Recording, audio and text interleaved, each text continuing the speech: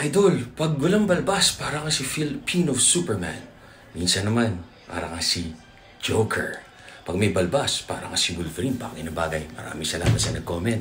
Tapos may nag-comment, Idol, libre ba talaga kayo mag-host, mag-online coaching? Wala pong libre ngayon, charity yun. May charity pa kami, pero ngayon, it's not yet the time. Pag medyo nakaipon-ipon na, magcha-charity kami.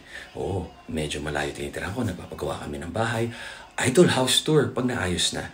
Kasi unti-unti, step by step yung pagbuo. Siyempre, naghahanap kami ng mga gagawa. Mahirap maghanap na talagang magaling at mabait at hindi ka tatagain. Yung iba, di ba, pag naano mo na, iiwan ka na lang sa ere. So, yung mga nagpa-construct, nakakaintindi. Pag naayos na, don't worry. Ako nga, pinagtsatsaga ko, puro buhangin ako sa gym ko eh.